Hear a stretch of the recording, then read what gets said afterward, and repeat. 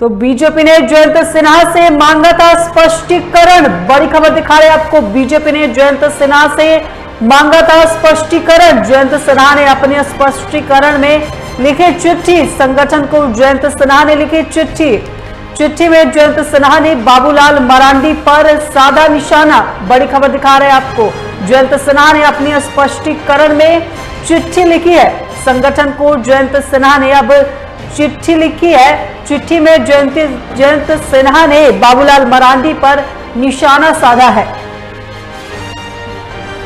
तो बीजेपी ने जयंत सिन्हा से स्पष्टीकरण मांगा था, जिसके जवाब में अब जयंत सिन्हा ने आलाकमान को चिट्ठी लिखी है। चिट्ठी में जयंत सिन्हा ने प्रदेश अध्यक्ष बाबूलाल मरांडी पर निशाना साधा है।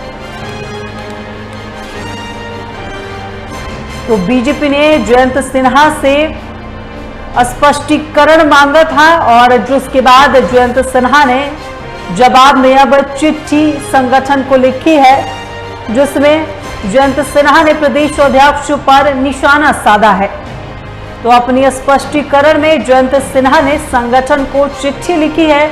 चिट्ठी में जयंत सिन्हा ने बाबूलाल मरांडी पर निशाना साधा है।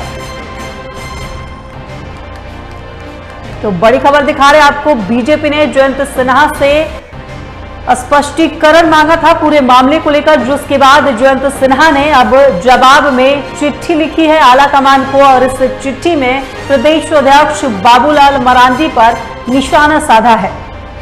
तो बीजेपी ने जयंत सिन्हा से स्पष्टीकरण मांगा था, जिसके बाद जयंत सिन्हा ने तो इस खबर पर ज्यादा जानकारी के लिए हमारे वरिष्ठ सहयोगी फोन लाइन पर मौजूद है अभिषेक भारती। अभिषेक, बीजेपी ने जयंत सिन्हा से स्पष्टीकरण मांगा था, जिसके बाद जवाब में जयंत सिन्हा ने चिट्ठी लिखी है, लेकिन उन्होंने बाबूलाल मरांडी पर निशाना भी साधा है। क्या कुछ अपडेट है आपके पास? देखिए, जयंत सिन्हा जो कि हजारीबाग पर प्रधानमंत्री हैं, केंद्रीय मंत्री हैं, जयंत सिन्हा पर तरफ से चिट्ठी जारी की गई थी कि उन्होंने मताधिकार का प्रयोग किया और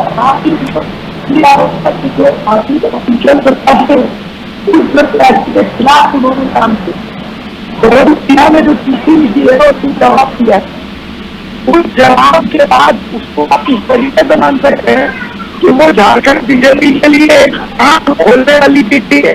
जयंत सिन्हा ने अपने ट्वीट का हवाला दिया। मैंने ट्वीट के माध्यम से कहा था कि सक्रिय राजनीति बनता रहा।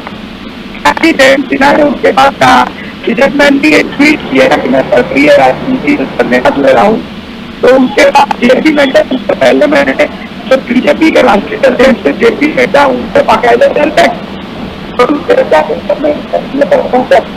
लेकिन झारखंड बीजेपी के किसी नेता ने न उनसे बात करने की जरूरत समझी, न उनको किसी राजनीतिक कार्यक्रम में इनवाइट करे।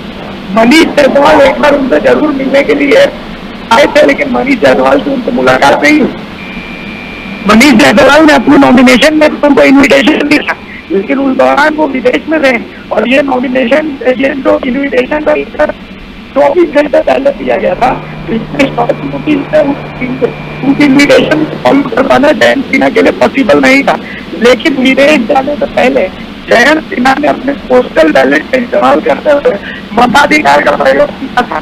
जयंत सिन्हा ने नाम आरोप लगाया है कि जो बीजेपी के प्रदेश अध्यक्ष बाबूलाल मरांडी है, उन्होंने एक बार भी जयंत नहीं उठाई, एक बार भी जयंत सिन्हा से बात की जाए, उनसे समझाए कि क्या उनकी कुछ शिकवा और शिकायतें हैं, क्या उनकी अन्य कुछ समस्याएं हैं। तो कुल मिलाकर के जवाब दिया है।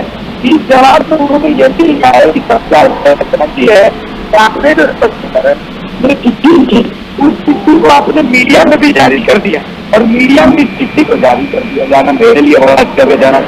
इन तमाम बातों को बीजेपी को उल्लेख खास करके झारखंड बीजेपी के लिए आंखें खोलने वाली चिट्ठी बताई जा रही और कहा जा रहा है कि ये चिट्ठी जो है ये बाबूलाल मरांडी के साथ गोवा गिराएगी। देखिए, एक बार टीवी पॉलिटिकल पहले भी बता चुका कि लोकसभा चुनाव के बाद चाहे बीजेपी 14 सीटें क्यों न जीत ले, लेकिन बाबूलाल मरांडी सरकार जीतेगा और बाबूलाल मरांडी बहुत अच्छा बीजेपी के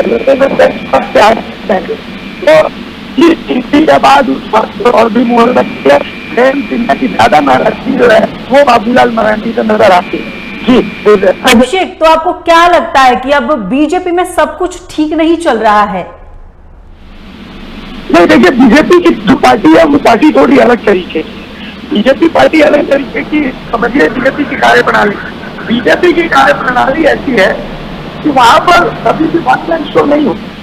वहां पर एक जो मतलब एक फैसले जो होते हैं वो दिल्ली सरकार में होते हैं, और दिल्ली सरकार में ठीक है, इन दिनों आप जरूर देख सकते हैं कि पार्टी में सिर्फ टू वे सिस्टम है, यानी मोदी और शाह, मोदी शाह की चलती है। लेकिन कुछ चीजों में ऐसा लगता है जैसे मोदी और शाह को अंधेरे में रखा गया है, जैसे डुल्लू मतों को टिकट दिया जाना, इस तरीके की स्वच्छ राजनीति की बात मोदी शाह करते हैं, उसके बाद डुल्लू मत को टिकट दिया जाता है।